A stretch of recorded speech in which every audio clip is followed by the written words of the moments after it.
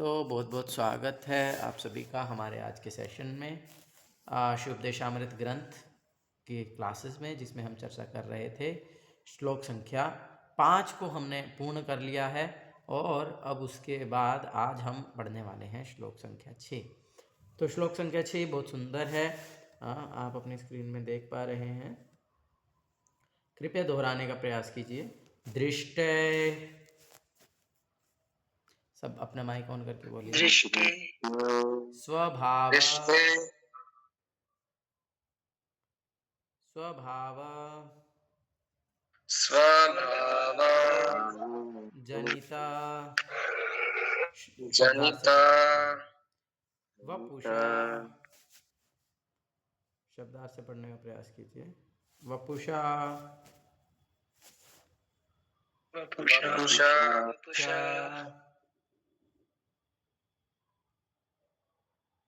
दोषे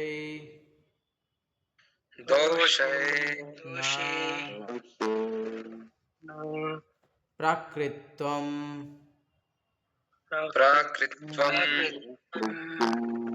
इह भक्तजनस्य पश्येत गंगा अम्भसाम्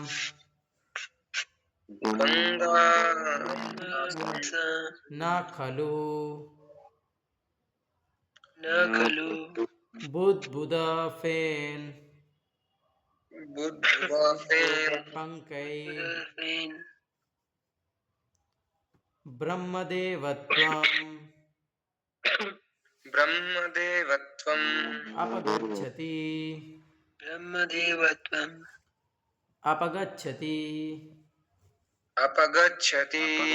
नीरधर्मये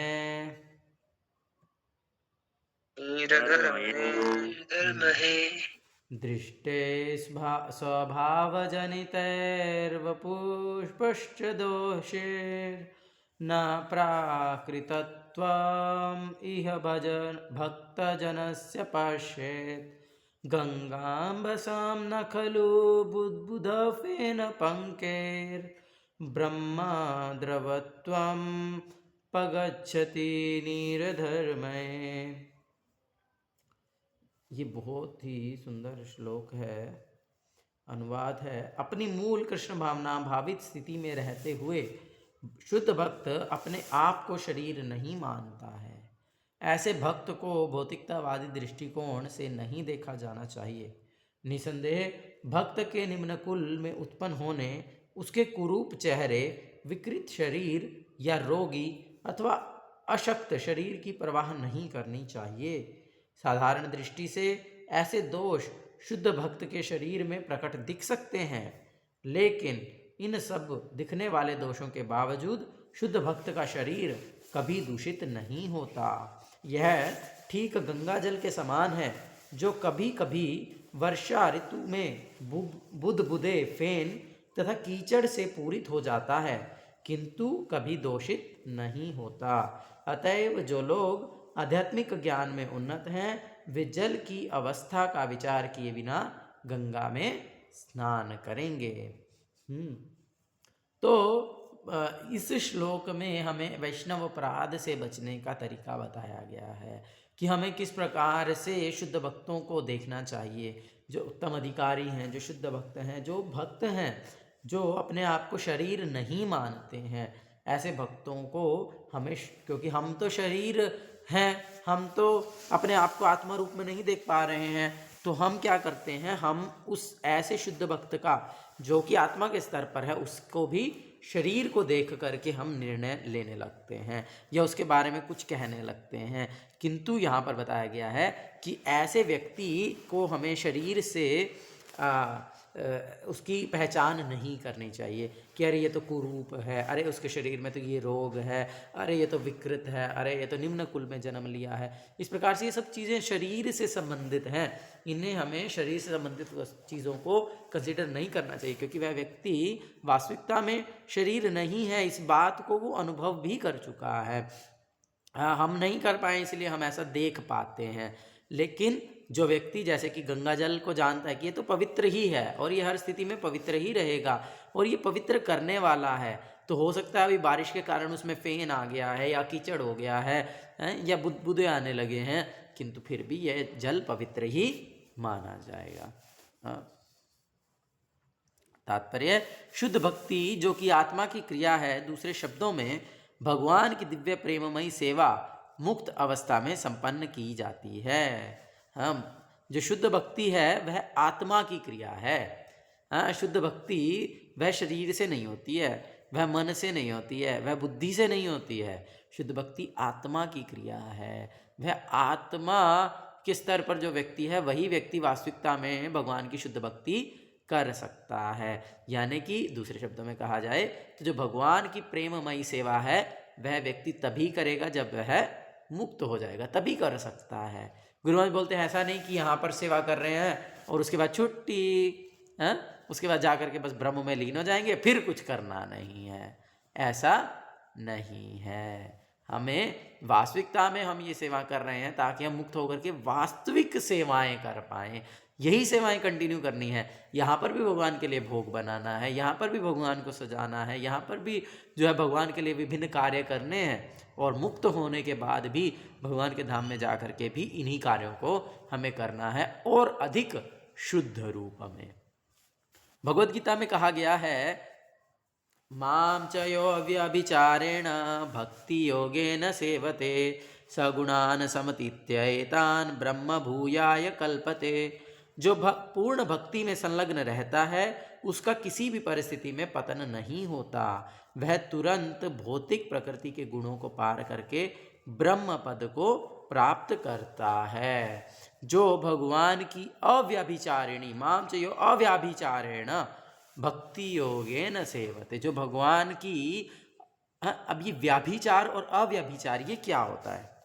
कोई बता सकते हैं व्याभिचार किसको बोलते हैं? सुना होगा ना ये शब्द, व्याभिचार करना। व्याभिचार करने का क्या अर्थ होता है? कोई बता सकते हैं सरल शब्दों में? कोई भी नहीं बताना चाहता? हाँ बताइए। प्रभु, व्यभिचारी मतलब गलत आचरण करने वाला। गलत आचरण मतलब क्या? गलत आचरण तो चोरी करना भी होता है, गलत आचरण तो बहुत सारे हो सकते हैं। व्याभिचार का अर्थ है कि जैसे यदि कोई स्त्री अपने पति को छोड़ करके दूसरे पुरुषों का संग करे, या यदि कोई पुरुष अपनी पत्नी को छोड़ करके दूसरी स्त्रियों का संग करे, तो ऐसी इस कार्य को व्याभिचार कहा जाता है।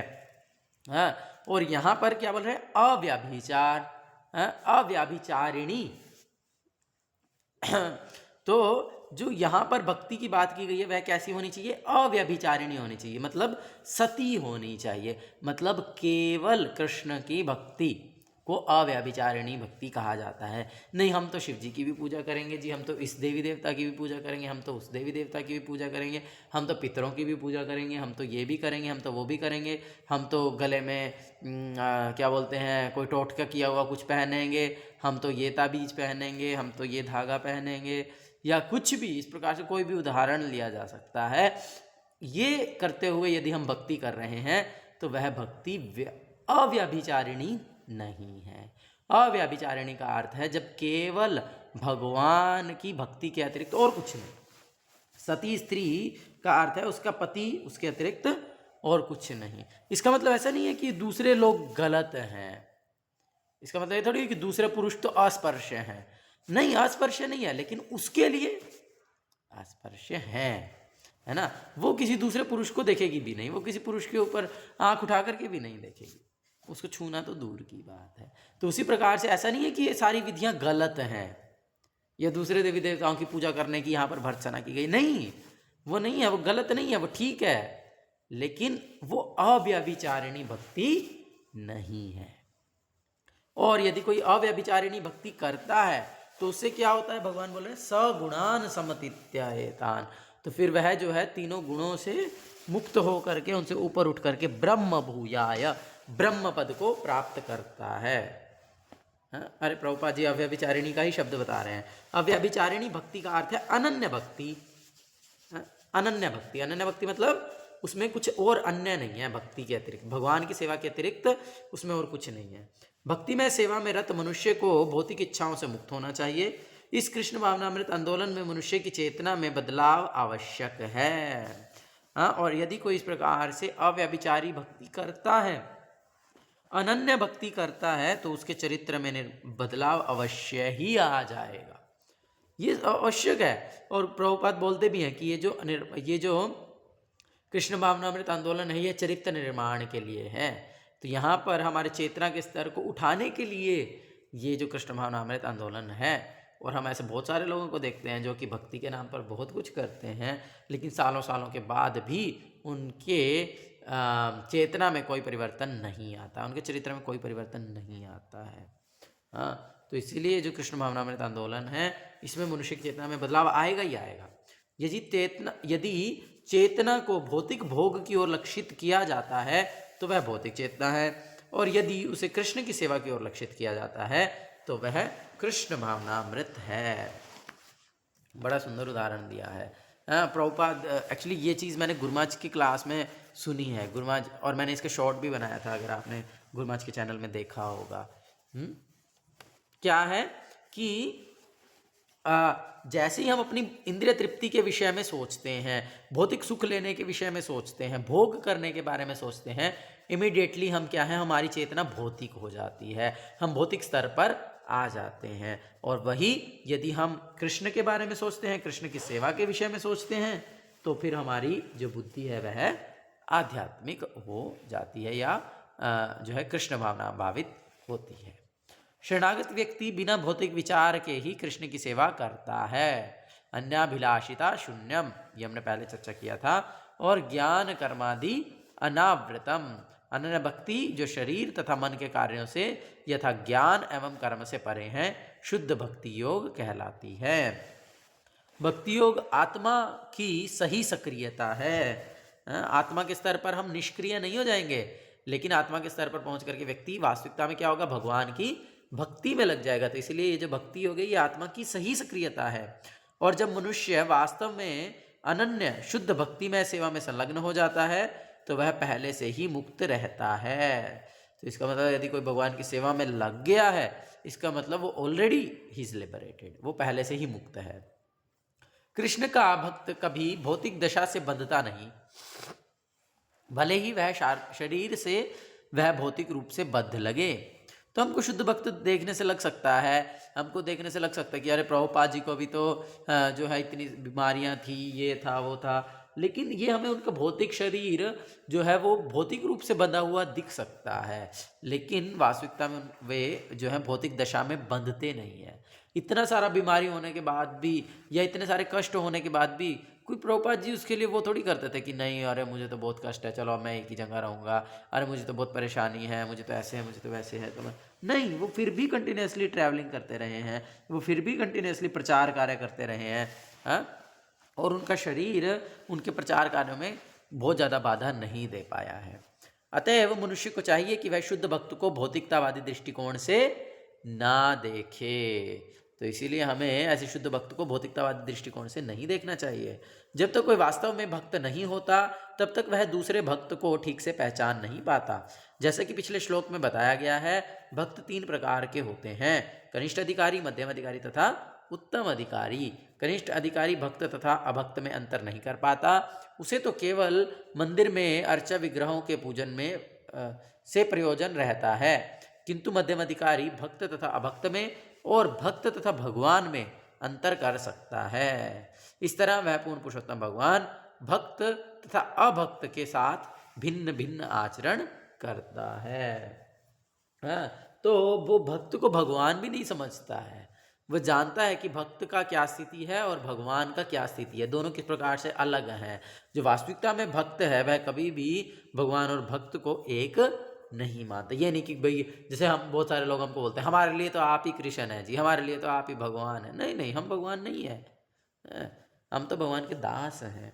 तो इस प्रकार से हमें उनको भगवान के समान हो सकता है कि हम गुरु को, शुद्ध भक्त को, भक्तों को हम इस प्रकार से सम्मान दें कि जैसे भगवान के समान, किंतु भगवान नहीं है, ये हमें पता होना चाहिए। ठीक है। किसी को शुद्ध भक्त के शारीरिक दोषों की आलोचना नहीं करनी चाहिए। यदि ऐसे दोष हों भी तो उनकी उपेक्षा कर देनी चाहिए, उस पर ध्यान नहीं देना चाहिए। जिस बात पर ध्यान देना चाहिए वह है कि शुद्ध भक्ति या परमेश्वर के प्रति शुद्ध सेवा, और यह गुरु का मुख्य कार्य है। जैसा कि भगवद गीता में कहा गया है, अपि चेत सुदुराचार भजन्ते मामनन्यभाक् साधुरेव समन्तव्य समज्ञ समयज्ञ व्यवसितो हि स। यदि कोई भक्त कभी घृणित कर्म करता प्रतीत हो भी तब भी उसे साधु समझना चाहिए, क्योंकि उसकी पहचान, वास्तविक पहचान तो यह है कि वह भगवान की प्रेममयी सेवा में लगा हुआ है। दूसरे शब्दों में उसे सामान्य व्यक्ति नहीं समझना चाहिए। शुद्ध भक्त भले ही ब्राह्मण या गोस्वामी परिवार में ना जन्मा हो, किंतु यदि वह भगवान की सेवा में लगा रहता है तो उसकी उपेक्षा नहीं करनी चाहिए। जाति के आधार पर भेदभाव नहीं होना चाहिए, क्योंकि इस प्रकार से देखा गया है कुछ इस प्रकार के भक्त हैं जो कि इस्कॉन के भक्तों को प्रामाणिक रूप से स्वीकार नहीं करते। क्यों? क्योंकि वे विदेश में जन्म लिए हैं, क्योंकि वे हिंदू के घर में पैदा नहीं हुए हैं, और बहुत सारे वृंदावन में विशेष रूप से देखा जाए तो वे गोस्वामी परिवार या ब्राह्मण परिवार में जन्म नहीं लिए हैं, इसीलिए उन्हें प्रमाणिक वैष्णव के रूप में स्वीकार नहीं किया जाता।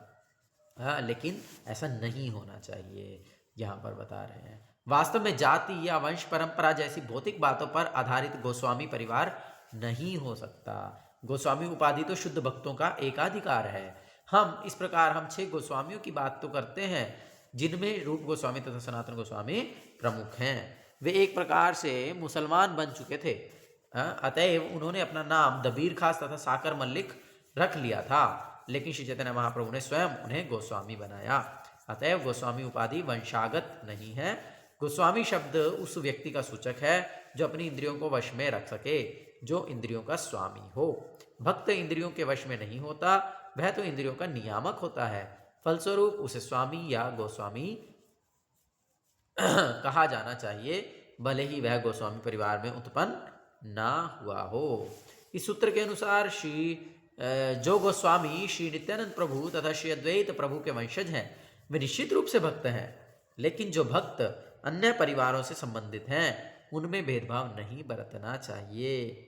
बहुत सारे लोग बोलते हैं कि तुम तो किसी परिवार में प्रकट जन्म ही नहीं लिए, तो तुम किस प्रकार से उनके वंशज हो सकते हो, तुम किस प्रकार से इस परंपरा का हिस्सा हो सकते हो। तो ऐसा नहीं है।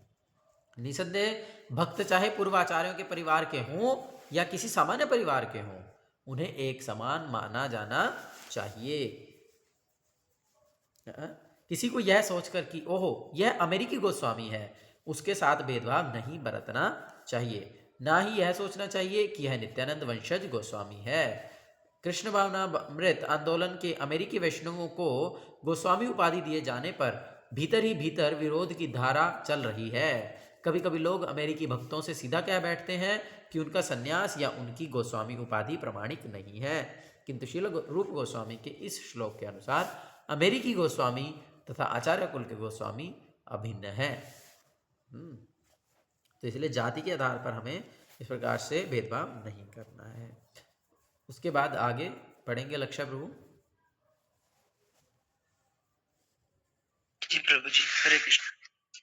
दूसरी ओर जिस भक्त को गोस्वामी की उपाधि प्राप्त हुई हो किंतु उसका पिता ब्राह्मण नहीं है, यह वह नित्यानंद या अद्वैत प्रभु के गोस्वामी परिवार में उत्पन्न नहीं हुआ हो, तो उसे यह सोचकर झूठे गर्वित नहीं होना चाहिए कि वह गोस्वामी बन गया है।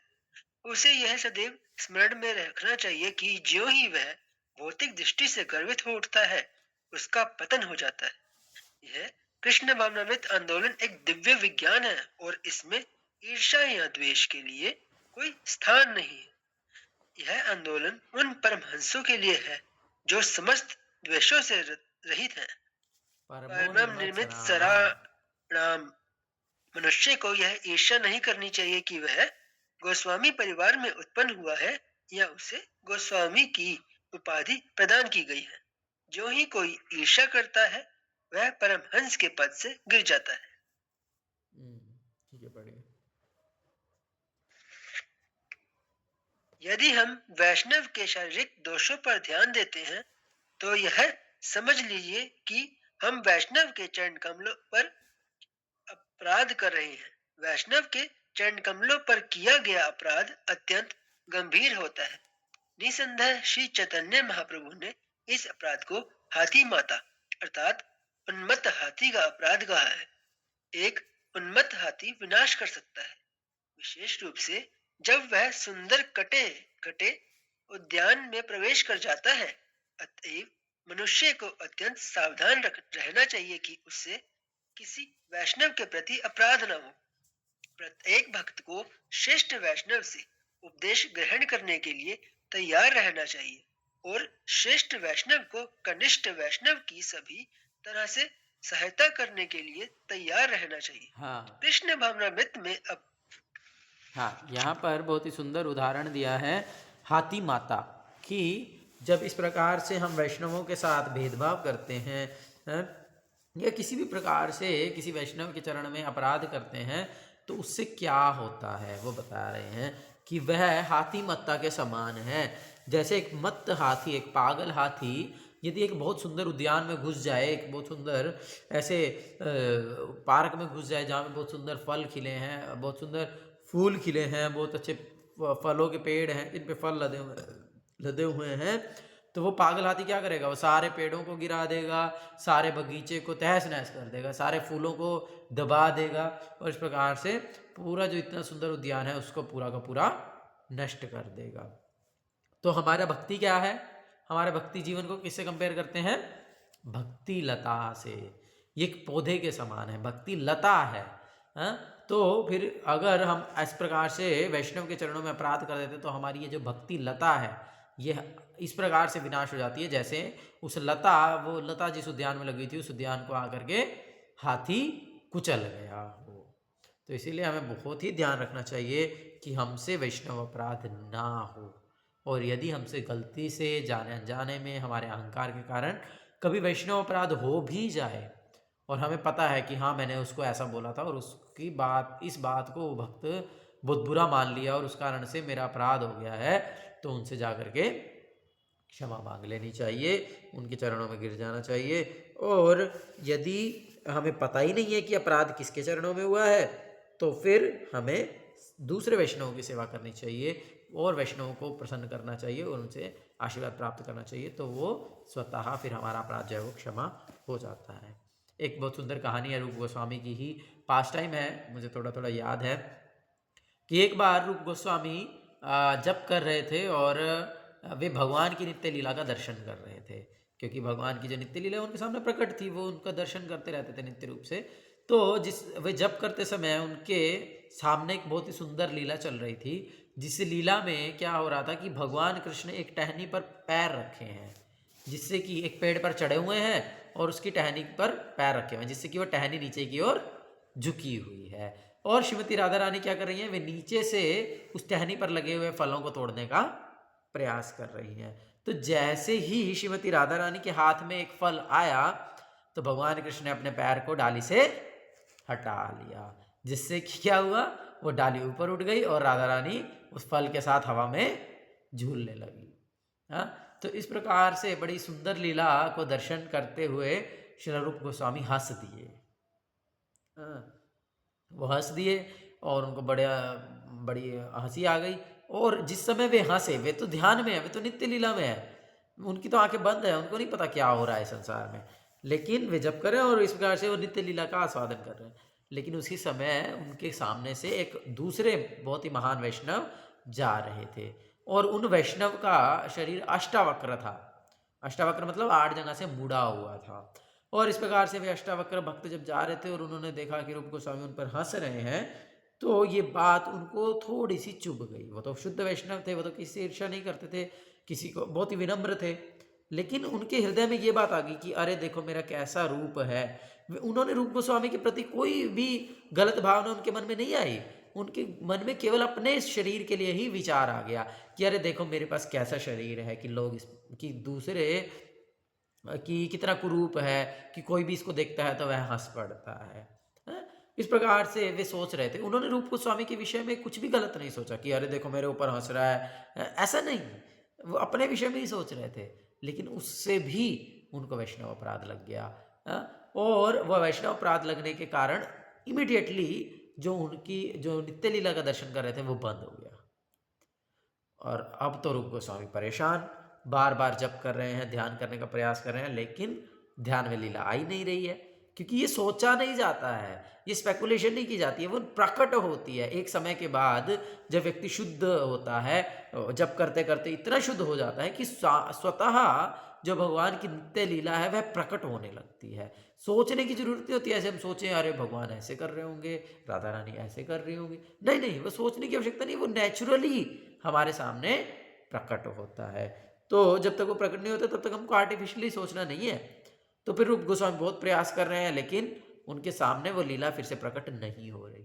फिर रूप गोस्वामी को समझ में आया कि कुछ तो गलती हुई है, कुछ तो अपराध हुआ है, कुछ तो मेरे से वैष्णव अपराध हुआ है कि जिस कारण से ऐसा हो रहा है। तो उन्होंने क्या किया, अब पता कैसे चलेगा, उनको क्या पता, आंखें बंद थी, उनको कैसे पता चलेगा कि किसके चरणों में अपराध हुआ है, किसके प्रति अपराध हुआ है। तो फिर श्रील रूप गोस्वामी ने क्या किया, एक भोज का आमंत्रण दिया सबको, सारे भक्तों को वृंदावन के प्रसाद के लिए बुलाया कि भाई जिसके प्रति अपराध हुआ होगा वो थोड़ा गुस्सा होगा और वो भोज में नहीं आएगा, तो पता लग जाएगा किसके प्रति अपराध हुआ है। तो इस प्रकार से उन्होंने भोज का आमंत्रण दिया और सारे ऋषि आए, सारे भक्त लोग आए, सारे गोस्वामी आए, साधु लोग आए, लेकिन वही भक्त जो अष्टावक्र थे वो नहीं आए।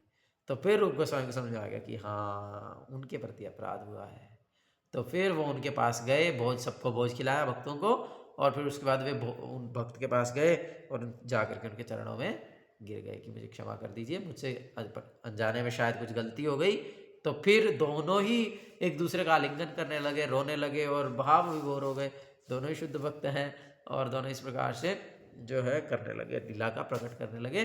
और फिर से उसके बाद से रूप गोस्वामी को दिव्य लीला प्रकट होने लगी। तो इस प्रकार से हमें बहुत ही ध्यान रखना चाहिए, जो वैष्णव अपराध है वह हाथी मता के समान है, उससे जो है हमारी ये भक्ति लता नष्ट हो सकती है। अरे रूप गोस्वामी तो प्रेम के स्तर पर थे, वो तो भगवान के नित्य दर्शन कर रहे थे। हमारा तो अभी भक्ति लता छोटा सा है, श्रद्धा से ऊपर बढ़ नहीं पा रहा है, अभी हम साधु संग ही ठीक से कर नहीं पा रहे हैं, शुद्ध भक्त का संग ही नहीं कर पा रहे। तो अभी तो हमारा भक्ति लता, जब पेड़ बहुत ही छोटा सा हो तो बहुत ही कोमल होता है, उसे बहुत ज़्यादा रक्षा की आवश्यकता नहीं। तो वो बहुत, हाथी क्या, उसको तो कोई साधारण व्यक्ति पैर रख देगा या कोई घोड़ा पैर रख देगा, कुत्ता भी पैर रख देगा तो वो नष्ट हो जाएगा। हाथी तो बहुत दूर की बात है। तो इसीलिए हमें बहुत ही गंभीरतापूर्वक रहना चाहिए जब तक कि हम एक स्टेबल कंडीशन में नहीं पहुंचते। और फिर भी वैष्णव अपराध से तो तब भी बच करके रहना होगा, नहीं तो वैष्णव अपराध तो सब नष्ट कर देगा। तो इसीलिए हमें वैष्णव के प्रति अपराध नहीं करना है। आगे पढ़िए लक्ष्य प्रभु, कहाँ तक पढ़ा था? हाँ, ये था कि श्रेष्ठ वैष्णव को उपदेश श्रेष्ठ वैष्णव से हमें उपदेश ग्रहण करने के लिए तैयार रहना चाहिए, और श्रेष्ठ वैष्णव को चाहिए कि वह कनिष्ठ वैष्णव को हर प्रकार से सहायता प्रदान करे।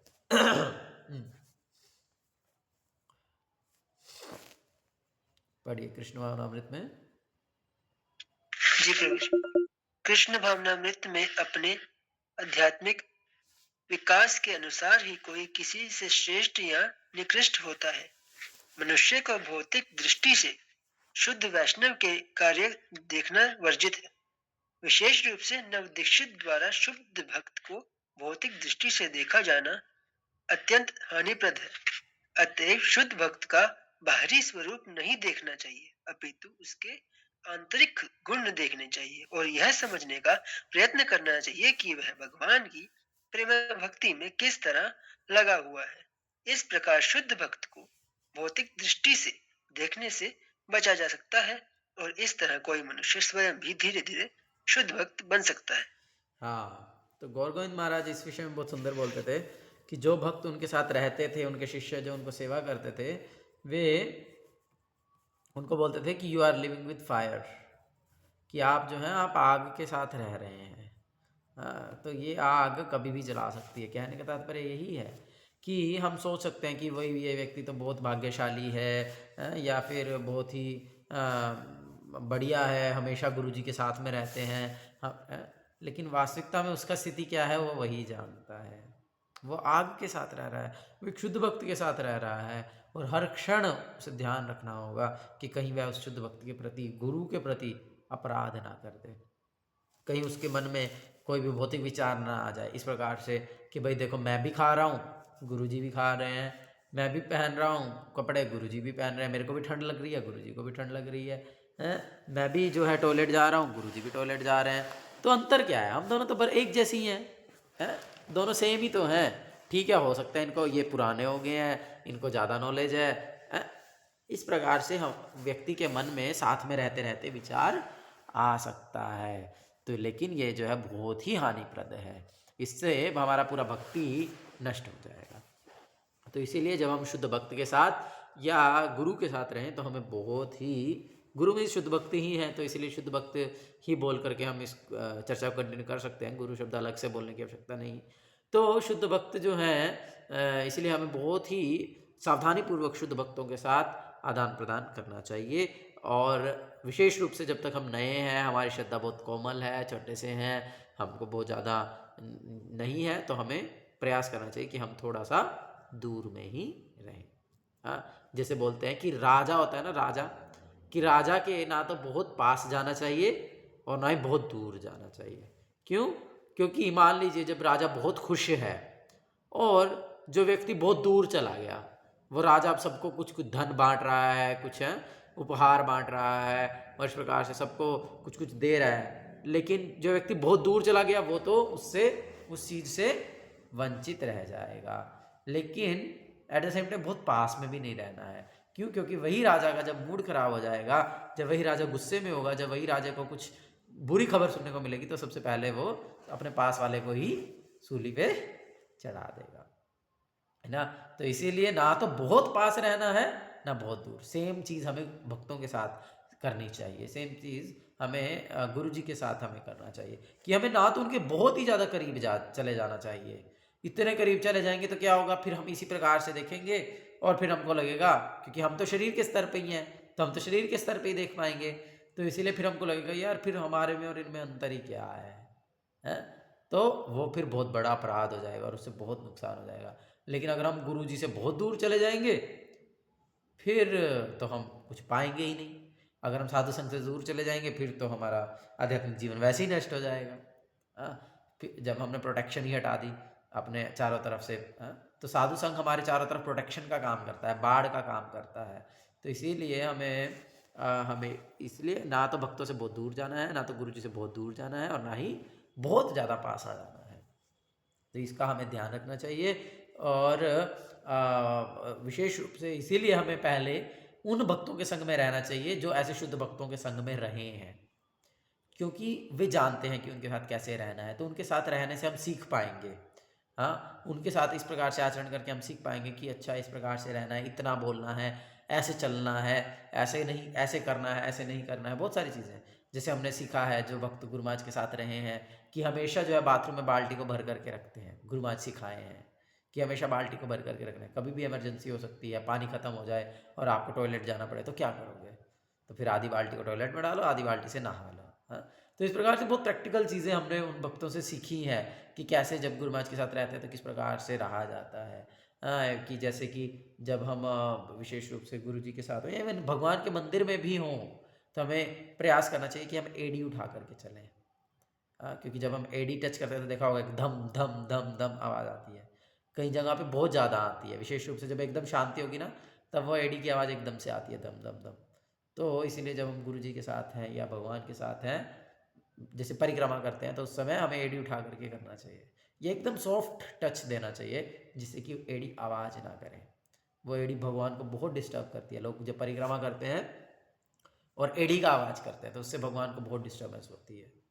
तो इसीलिए ऐसी बहुत सारी चीज़ें हमको सीखने को मिलती हैं जब ऐसे भक्तों के संग में रहते हैं जो गुरु जी के संग में रहे हैं। और विशेष रूप से हमारे गुरु महाराज, वो तो इतना ज़्यादा अपने आप को छुपा करके रखते हैं, इतना छुपा करके रखते हैं कि कोई साधारण व्यक्ति यदि उनको देखेगा तो वो तो डिफरेंस देख ही नहीं पाएगा कि भाई क्या अंतर ही क्या है। नॉर्मली अगर कोई नया नया भक्त होगा और वो केवल भारी दृष्टि से अगर उनको देखने का प्रयास करेगा अपनी अपनी बुद्धि लगड़ा करके देखना चाहेगा कि भाई ये कैसे हैं क्या है, वो समझ ही नहीं पाएगा।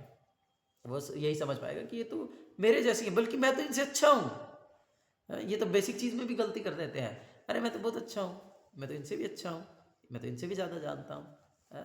इस प्रकार से कभी कभी गुरु महाराज क्लास में बोलते बोलते श्लोक नहीं बोलते हैं बीच में, इस तरह से दिखाते हैं कि जैसे भूल गए हो, और बोलते हैं कि क्या है क्या है, भक्तों से पूछने के लिए। तो इस प्रकार से बहुत सारी दिव्य लीलाएं गुरु महाराज करते हैं, अपने आप को इतना प्रकट करके रखते हैं, इतना छुपा करके रखते हैं कि कोई भी व्यक्ति अगर ऐसे ही देखेगा, नवदीक्षित व्यक्ति, नया भक्त, तो वो पहचान ही नहीं पाएगा कि ये शुद्ध भक्त है, वो पहचान ही नहीं पाएगा कि एक साधारण व्यक्ति नहीं है। लेकिन इसीलिए हमें उनके आध्यात्मिक दृष्टिकोण को देखना होगा, उनके साथ में जो लोग रहे हैं उनसे हमें सुनना होगा, उनके बारे में जानना होगा कि अरे ये कितना जो है आध्यात्मिक जीवन के लिए क्या क्या किए हैं, अपने गुरु जी के लिए क्या किए हैं, भगवान के लिए क्या किए हैं। और इस प्रकार से जब हम उनके डेडिकेशन के बारे में जानेंगे तब हम शायद थोड़ा बहुत अंदाज़ा लगा पाएंगे कि भैया हाँ ये तो शुद्ध भक्त है। तो इस प्रकार से जो शुद्ध भक्त हैं वो अपने आप को बहुत छुपा करके रखते हैं, वो एक्सपोज नहीं करते हैं। इस प्रकार से हम प्रभुपाद जी के जीवन में भी यदि हम देखें तो प्रभुपाद भी अपने पूरे जीवन काल में बहुत बोल्ड प्रीचिंग किए हैं, बहुत ही ज़्यादा बोल्ड। लेकिन हम सुनते हैं, और ये लीला कहीं पर आपको वो लिखी हुई नहीं मिलेगी, प्रभुपाद लीलामृत में नहीं मिलेगी, क्योंकि ये लीला शिष्य लोग जानते ही नहीं है। ये लीला तो वृंदावन वासियों ने बताई है, ब्रजवासियों ने बताई है। एक माता जी थी हमारे, एक भक्त हैं, उन्होंने खुद उनसे सुना है माता जी से, और वो बोले कि अभी रिसेंटली कुछ सालों पहले ही उन्होंने शरीर छोड़ा है, मतलब। तो इस प्रकार से बहुत उस समय वो बहुत यंग होंगी जिस समय प्रभुपाद जस्ट विदेश जाने वाले थे, और अभी वो जस्ट बूढ़ी होकर के, बहुत बूढ़ी होकर के उन्होंने शरीर छोड़ा है कुछ ही साल पहले लगभग। तो वो बताया करती थी कि मैंने खुद अपनी आंखों से देखा है कि ये जो भक्तिवेदांत स्वामी हैं, ये रात को 1 बजे उठ करके रूप गोस्वामी की समाधि के बाहर झाड़ू लगाया करते थे और रोया करते थे। ये बात प्रभुपाद कभी नहीं बताए हैं, ये बात कभी किसी प्रभुपाद लीलामृत में आपको नहीं मिलेगी, कहीं पर लिखी हुई नहीं मिलेगी, लेकिन ये उन्होंने बताया कि मैंने खुद अपनी आंखों से देखा है। तो इस प्रकार से जो शुद्ध भक्त होते हैं वे कभी अपने आप को प्रकट नहीं करते हैं। उन्होंने कभी नहीं बताया कि मुझे रूप गोस्वामी आकर के दर्शन दिए हैं, उन्होंने कभी नहीं बताया कि भगवान कृष्ण आकर के उनको कदम्ब की माला दे करके गए हैं। वो कौन बताया? प्रभुपाद जी के शिष्य ने बताया, प्रभाकर मिश्रा, जो प्रभुपाद जी के पहले शिष्य थे, उन्होंने बताया है कि एक बार जन्माष्टमी के दिन जब मैं देखा प्रभुपाद रात को 12 बजे कीर्तन कर रहे हैं, मृदंग बजा कर रहे हैं, मृदंग की आवाज़ आई, तो उन्होंने जब नीचे जाकर के देखा हॉल में, प्रभुपाद चारों तरफ ऐसे घूम घूम के मृदंग जोर जोर से मृदंग बजा रहे हैं आंखें बंद करके, और बड़े झूम रहे हैं, नाच रहे हैं बड़े आनंद में। और प्रभुपाद के गले में एक बहुत सुंदर, बहुत मोटे मोटे कदम्बों की माला है। अरे कदम्ब का फूल कहाँ से आया? बोलते उस समय तो झांसी में छोटा छोटा कदम्ब का फूल मिलना भी संभव नहीं था, जिस समय प्रभुपाद जी इतना मोटा, बहुत बड़ा बड़ा कदम्ब का माला पहने थे, और इतनी खुशबू थी, इतनी खुशबू थी कि पूरे जो है हॉल में, पूरे उस प्रांगण में वो कदम्ब की खुशबू फैली हुई थी। तो बोले कि ऐसा कदम्ब का फूल आया कहाँ से, वो कदम्ब की माला प्रभुपाद जी के पास आई कहाँ से? तो इसके बारे में कुछ नहीं कहा जा सकता। उन्होंने शायद फिर बाद में पूछा था प्रभुपाद जी से, तो प्रभुपाद ने कहा कि मुझे कृष्ण दिए हैं। तो इस प्रकार से फिर ये बात उन्होंने डिस्क्लोज की है। और इसी प्रकार से प्रभुपाद कभी भी हमेशा ही बोल्ड प्रीचिंग की है, हमेशा ही बहुत कड़क रहे हैं मायावादियों का खंडन करने के लिए, निर्विशेषवादियों का खंडन करने के लिए, शून्यवादियों का खंडन करने के लिए। लेकिन प्रभुपाद कभी भी सबके सामने ऐसे रो करके नहीं दिखाए हैं। प्रभुपाद कभी भी प्रभुपाद बहुत भाव विभोर हो जाते थे। आप विशेष रूप से जय राधा माधव को देखिए, प्रभुपाद जब गाते हैं तो कितना भाव विभोर होकर के प्रभुपाद गाते हैं, एकदम आंखें भरी होती हैं, लेकिन प्रभुपाद उसको दिखाते नहीं है पब्लिक में। बड़ा बहुत रेयर चांस में कभी कभी ऐसा हुआ है कि प्रभुपाद जय राधा माधव गाते हुए एक बार प्रभुपाद इतना ज़्यादा भाव विभोर हो गए कि प्रभुपाद का गला चौक हो गया, प्रभुपाद गा नहीं पाए। तो प्रभुपाद कुछ समय के लिए शांत हो गए, और फिर प्रभुपाद बोले कि exactly the same leela is going on Golok Vrindavan. वो देख पा रहे हैं ना, वो देख पा रहे हैं कि यही तो हो रहा है। यशोदानंदन वो कृष्ण जो है वे ब्रज जनरंजन है, वे ब्रज के लोगों के साथ आनंद ले रहे हैं। यमुना तीर वनचारी, वे यमुना के किनारे पर जो है क्या कर रहे हैं, वन में विचरण कर रहे हैं, गैया चला रहे हैं। इस प्रकार से भी तो प्रभुपाद बोले कि exactly the same leela is going on Shri Vrindavan, in Golok Vrindavan. Golok में यही एग्जैक्ट सेम लीला इस समय चल रही है, तो वो देख पा रहे हैं। तो इस प्रकार से प्रभुपाद बहुत कम प्रकट किए हैं, बहुत ही ज़्यादा। और गुरु महाराज तो सोच ही नहीं सकते, गुरु महाराज तो बिल्कुल ही प्रकट नहीं किए। लेकिन क्योंकि वही है ना, कितना छुपाएंगे, कहीं ना कहीं तो प्रकट हो ही जाता है। तो इसलिए फिर जो गुरु महाराज का संग किए हैं, गुरु महाराज के शिष्य कितना कुछ बताते हैं, गुरु महाराज के बारे में कितना कुछ बताते हैं। बहुत सुंदर लीलाएं हैं, मुझे कुछ कुछ याद आ रही हैं, अभी तो नहीं बताऊंगा। तो इस प्रकार से हमने पहले भी एक सेशन में चर्चा की है। तो इसीलिए शुद्ध भक्त को अपनी भौतिक दृष्टि से समझ पाना बहुत ही कठिन है या असंभव जैसा है, असंभव प्राय है।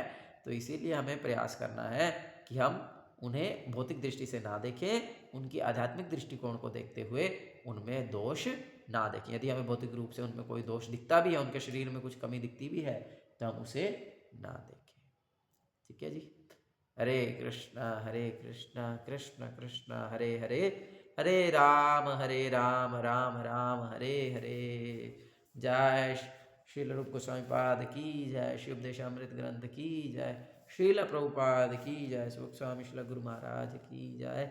निताय गौर प्रेमानंदे, हरि हरि बोल। किसी का कुछ प्रश्न है, जिज्ञासा है, कुछ कहना चाहते हैं तो बोल सकते हैं, आज के सेशन से संबंधित जो हमने आज चर्चा किया। कुछ है तो बोलिए। नहीं है, ठीक है। हरे कृष्णा।